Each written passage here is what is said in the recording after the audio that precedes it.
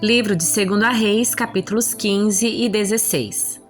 Uzias, filho de Amazias, começou a reinar em Judá no 27º ano do reinado de Jeroboão II, rei de Israel. Tinha 16 anos quando começou a reinar e reinou em Jerusalém por 52 anos. Sua mãe se chamava Jecolias e era de Jerusalém. Fez o que era certo aos olhos do Senhor, como seu pai Amazias. Contudo, não destruiu os santuários idólatras e o povo continuou a oferecer sacrifícios e a queimar incenso nesses lugares. O Senhor feriu o rei com lepra, enfermidade que durou até o dia da sua morte. Vivia isolado numa casa separada. Jotão, filho do rei, tomava conta do palácio e governava o povo. Os demais acontecimentos do reinado de Uzias e tudo o que ele fez estão registrados no livro da história dos reis de Judá. Quando Uzias morreu, foi sepultado com seus antepassados na cidade de Davi. Seu filho Jotão foi seu sucessor. Zacarias, filho de Jeroboão II, começou a reinar em Israel no 38º ano do reinado de Uzias, rei de Judá. Reinou em Samaria por 6 meses. Fez o que era mal aos olhos do Senhor, como seus antepassados. Não se afastou dos pecados de Jeroboão, filho de Nebate, que havia levado Israel a cometer. Então, Salum, filho de Jabes, conspirou contra Zacarias, matou-o diante do povo e se tornou seu sucessor. Os demais acontecimentos do reinado de Zacarias estão registrados no livro da história dos reis de Israel. Assim, se cumpriu a mensagem do Senhor a Jeú. Seus descendentes serão reis de Israel até a 4ª geração. Salum, filho de Jabes, começou a reinar em Israel no 39º ano do reinado de Uzias, rei de Judá. Reinou em Samaria por apenas 1 mês. Então Menahem, filho de Gade, veio de Tirza a Samaria, matou Salum, filho de Jabes, e se tornou seu sucessor. Os demais acontecimentos do reinado de Salum, incluindo a conspiração que liderou, estão registrados no livro da história dos reis de Israel. Nessa ocasião, Menahem destruiu a cidade de Tapua e seus arredores até Tirza, pois seus habitantes se recusaram a entregar a cidade. Matou toda a população e rasgou o ventre das mulheres grávidas. Menahem, filho de Gade, começou a reinar em Israel no 39º ano do reinado de Uzias, rei de Judá. Reinou em Samaria por 10 anos. Fez o que era mal aos olhos do Senhor. Durante todo o seu reinado, não se afastou dos pecados que Jeroboão, filho de Nebate, havia levado Israel a cometer. Então, Tiglat-Pileser, rei da Síria, invadiu a terra de Israel. Contudo, Menahem lhe pagou 35 toneladas de prata a fim de obter seu apoio e firmar-se no poder. Menahem extorquiu esse valor dos ricos de Israel e exigiu que cada um contribuísse com 600 gramas de prata para o tributo pago ao rei da Síria. Assim, o rei da Síria parou de atacar Israel e foi embora. Os demais acontecimentos do reinado de Menahem e tudo o que ele fez estão registrados no livro da história dos reis de Israel. Quando Menahem morreu e se reuniu aos seus antepassados, seu filho Pecaías se tornou seu sucessor. Pecaías, filho de Menahem, começou a reinar em Israel no 50º ano do reinado de Uzias, rei de Judá. Reinou em Samaria por 2 anos. Fez o que era mal aos olhos do Senhor. Não se afastou dos pecados que Jeroboão, filho de Nebate, havia levado Israel a cometer. Então Peca, filho de Remalias, o comandante do exército de Pecaías, conspirou contra ele. Acompanhado de 50 homens de Gileade, assassinou o rei e também Argobe e Arié na fortaleza do palácio em Samaria, e Peca se tornou seu sucessor. Os demais acontecimentos do reinado de Pecaías e tudo o que ele fez estão registrados no livro da história dos reis de Israel. Peca, filho de Remalias, começou a reinar em Israel no 52º ano do reinado de Uzias, rei de Judá. Reinou em Samaria por 20 anos. Fez o que era mal aos olhos do Senhor. Não se afastou dos pecados que Jeroboão, filho de Nebate, havia levado Israel a cometer.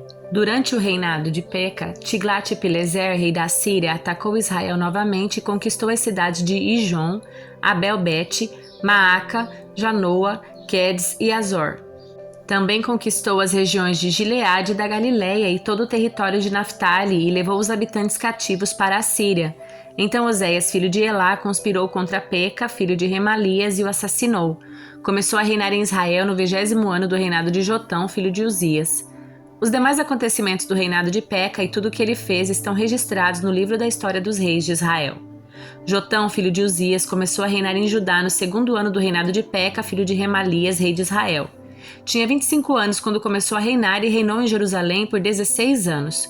Sua mãe se chamava Jerusa e era filha de Zadok. Jotão fez o que era certo aos olhos do Senhor, como seu pai Uzias. Contudo, não destruiu os santuários idólatras e o povo continuou a oferecer sacrifícios e queimar incenso nesses lugares. Jotão reconstruiu a porta superior do templo do Senhor. Os demais acontecimentos do reinado de Jotão e tudo o que ele fez estão registrados no livro da história dos reis de Judá. Naqueles dias, o Senhor começou a instigar Rezim, rei da Síria, e Peca, filho de Remalias, a atacarem Judá. Quando Jotão morreu, foi sepultado com seus antepassados na cidade de Davi. Seu filho Acás foi seu sucessor. Acás, filho de Jotão, começou a reinar em Judá no 17º ano do reinado de Peca, filho de Remalias. Tinha 20 anos quando começou a reinar e reinou em Jerusalém por 16 anos. Ao contrário do seu antepassado Davi, não fez o que era certo aos olhos do Senhor seu Deus. Em vez disso, seguiu o exemplo dos reis de Israel e até sacrificou seu filho no fogo. Desse modo, seguiu as práticas detestáveis das nações que o Senhor havia expulsado da terra diante dos israelitas. Ofereceu sacrifícios, queimou incenso nos santuários idólatras, nos montes e debaixo de toda árvore verdejante. Então, Rezim, rei da Síria, e Peca, filho de Remalias, rei de Israel, subiram para atacar Jerusalém. Cercaram Acás, mas não conseguiram derrotá-lo. Nessa época, o rei de Edom recuperou a cidade de Elate para os edomitas. Expulsou o povo de Judá e colocou edomitas para morarem ali onde estão até hoje. O rei Acás enviou mensageiros para dizer a Tiglat-Pileser, rei da Síria: Sou seu servo e seu súdito. Venha salvar-me dos exércitos da Síria e de Israel que estão me atacando. Então Acás pegou a prata e o ouro do templo do Senhor e dos tesouros do palácio e os enviou como pagamento para o rei da Síria. O rei da Síria atendeu o pedido e atacou Damasco, a capital da Síria, e deportou seus habitantes para Quir. Também matou Rezim, rei da Síria. Então o rei Acás foi a Damasco para encontrar-se com Tiglat-Pileser, rei da Síria, e enquanto estava lá viu o altar da cidade e enviou ao sacerdote Urias um modelo e um desenho detalhado do altar. O sacerdote Urias seguiu as instruções do rei e construiu um altar exatamente igual, que ficou pronto antes do rei voltar de Damasco. Quando o rei voltou, viu o altar e ofereceu sacrifício sobre ele. Apresentou um holocausto, uma oferta de cereal e uma oferta derramada e aspergiu o altar com sangue de uma oferta de paz. O rei Acás removeu o antigo altar de bronze do seu lugar na frente do templo do Senhor, entre o novo altar e a entrada, e o colocou do lado norte do novo altar. Disse ao sacerdote Urias: Use o novo altar para o holocausto da manhã, para a oferta de cereal da tarde, para o holocausto e a oferta de cereal do rei, e para o holocausto, a oferta de cereal e a oferta derramada de todo o povo. Com o sangue de todos os holocaustos e sacrifícios, faça aspersão sobre o novo altar. O altar de bronze será apenas para meu uso pessoal. Urias fez como o rei Acás ordenou. Depois, o rei Acás tirou os painéis e as bacias das 10 bases móveis usadas para levar água. Também removeu o grande tanque de bronze chamado Mar de Cima dos Touros e o colocou sobre o pavimento de pedra. Por causa do rei da Síria, removeu a cobertura construída dentro do templo para ser usada aos sábados, bem como a entrada externa do rei para o templo do Senhor. Os demais acontecimentos do reinado de Acás e tudo o que ele fez estão registrados no livro da história dos reis de Judá. Quando Acás morreu, foi sepultado com seus antepassados na cidade de Davi. Seu filho Ezequias foi seu sucessor. Eclesiastes capítulo 10. Como moscas mortas produzem mau cheiro até num frasco de perfume, assim um pouco de sensatez estraga muita sabedoria e honra. O sábio escolhe o caminho certo, mas o tolo toma o rumo errado. Os tolos podem ser identificados apenas por seu modo de andar. Se uma autoridade se irar contra você, não abandone seu posto. O espírito calmo pode superar até mesmo grandes erros. Observei outro mal debaixo do sol. Governantes cometem um erro grave quando dão grande autoridade aos tolos e colocam pessoas valorosas em cargos inferiores. Cheguei a ver servos andando a cavalo como príncipes e príncipes andando a pé como servos. Quem cava um poço corre o risco de cair nele. Quem derruba um muro corre o risco de ser mordido por uma cobra. Quem trabalha numa pedreira corre o risco de ser ferido pelas pedras. Quem corta lenha corre perigo a cada golpe do machado. Trabalhar com um machado sem corte exige muito mais esforço. Portanto, afia a lâmina. Esse é o valor da sabedoria. Ela o ajuda a ser bem-sucedido. Se a cobra morde antes de ser encantada, de que adianta ser encantador de serpentes? As palavras do sábio trazem a aprovação, mas o tolo é destruído por aquilo que ele mesmo diz. O tolo baseia seus argumentos em ideias insensatas, por isso suas conclusões são perversa loucura. Mesmo assim, fala sem parar. Ninguém sabe de fato o que acontecerá. Ninguém é capaz de prever o futuro. O tolo fica tão exausto com o seu trabalho que nem consegue encontrar o caminho de casa. Como é triste a terra governada por uma pessoa imatura, cujas autoridades fazem banquetes logo de manhã.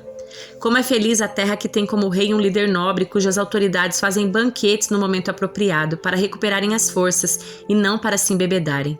Por causa da preguiça, o telhado enverga, por causa do ócio surgem goteiras na casa.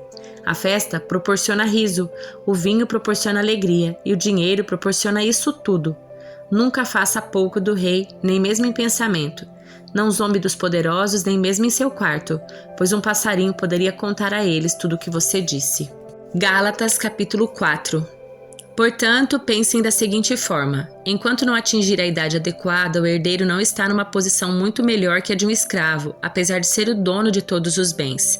Deve obedecer a seus tutores e administradores até a idade determinada por seu pai. O mesmo acontecia conosco. Éramos como crianças, éramos escravos dos princípios básicos deste mundo. Mas quando chegou o tempo certo, Deus enviou seu filho nascido de uma mulher e sob a lei.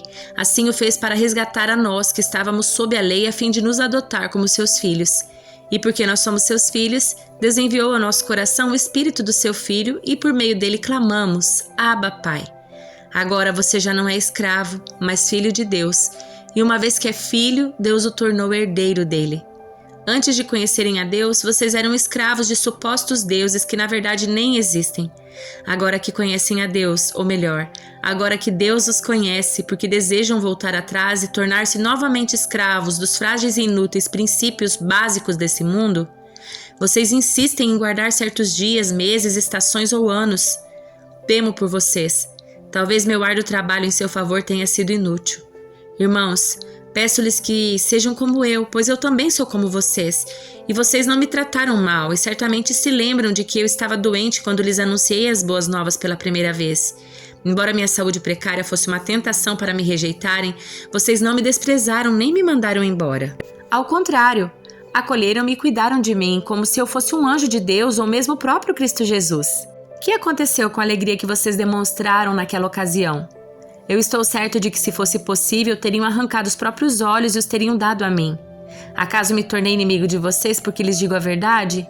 Esses falsos mestres estão extremamente ansiosos para agradá-los, mas suas intenções não são boas. Querem afastá-los de mim para que dependam deles.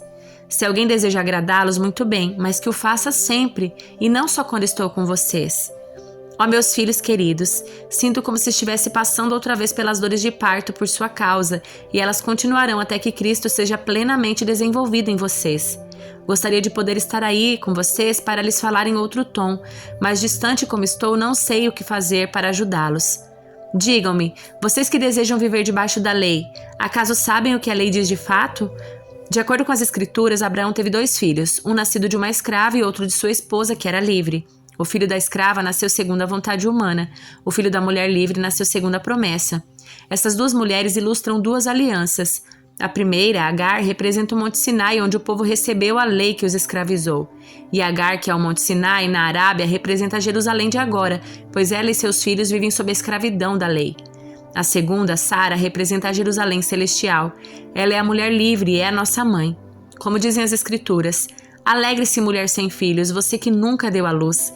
Grite de alegria, você que nunca esteve em trabalho de parto, pois a abandonada agora tem mais filhos que a mulher que vive com o marido. E vocês, irmãos, são filhos da promessa, como Isaque. Ismael, filho nascido da vontade humana, perseguiu Isaque, o filho nascido do poder do Espírito, e o mesmo ocorre agora. Mas o que dizem as Escrituras sobre isso? Livre-se da escrava e do filho dela, pois o filho da escrava não será herdeiro junto com o filho da mulher livre. Portanto, irmãos, não somos filhos da escrava, somos filhos da mulher livre.